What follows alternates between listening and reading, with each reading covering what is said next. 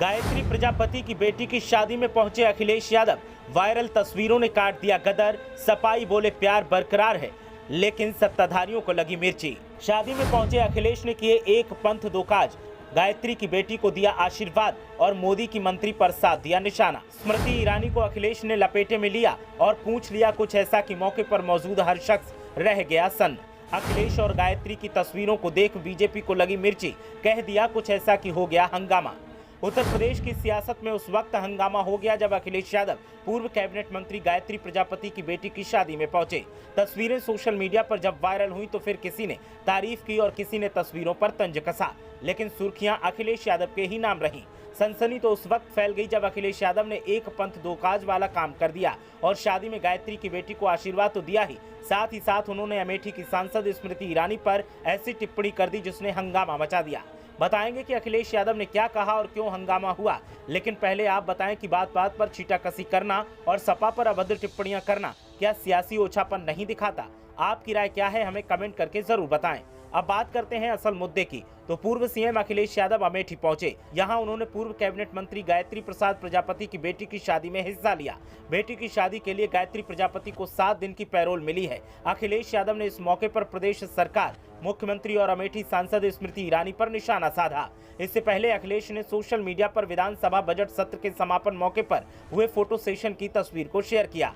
इसमें दोनों deputy CM यानी केशव प्रसाद मौर्य और ब्रजेश पाठक नहीं थे। इसको लेकर अखिलेश यादव ने यूपी सरकार से 3 सवाल पूछे। अखिलेश यादव ने कहा कि प्रदेश के हालात किसी से छिपे नहीं हैं। अभी सदन खत्म नहीं हुआ है। महंगाई और बेरोजगारी चरम सीमा पर है। अगर कोई गरीब है तो इस सरकार में उसे न्याय नहीं मिल सकता। विपक्ष ने जो भी सवाल उठाए, सरकार ने उनके जवाब नहीं दिए। अडानी को लेकर अखिलेश यादव ने कहा कि बीजेपी डंका बजाती थी कि एक उद्योगपति दुनिया में नंबर 1 पर है, जो अब पता नहीं किस स्थान पर है। बीजेपी के साथ ही उद्योगपति का 20 लाख करोड़ से ज्यादा डूब गया। LIC और स्टेट बैंक का पैसा डूब गया।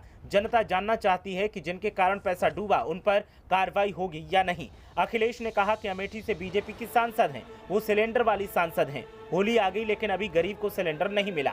आज चीनी, आटा, रिफाइंड सभी कुछ महंगे हैं। आज किसानों को आलू की कीमत नहीं मिल रही है। बीजेपी ने किसानों को बर्बाद कर दिया। किसानों की आय दोगुनी करने की बात कर रहे थे, लेकिन कुछ नहीं हुआ और महंगाई बढ़ गई।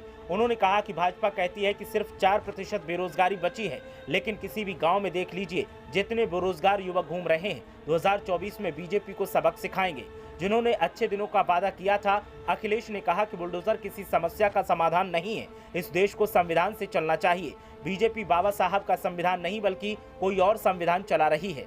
उन्होंने संविधान पढ़ा ही नहीं है। बिना समाजवाद के सेकुलरिज्म कैसे संभव है? सड़कों पर सांड घूम रहे हैं। ये सिर्फ 40 लाख करोड़ के इन्वेस्टमेंट का सपना दिखा रहे हैं। अखिलेश यादव ने एक के बाद एक तमाम मुद्दों पर निशाना साधा और सरकार की लंका लगा दी। अखिलेश यादव के कटाक्ष के बाद उत्तर प्रदेश की सियासत में हंगामा बरपा हुआ है। अब देखना यह है कि यह हंगामा क्या नया मोड़ लेता है।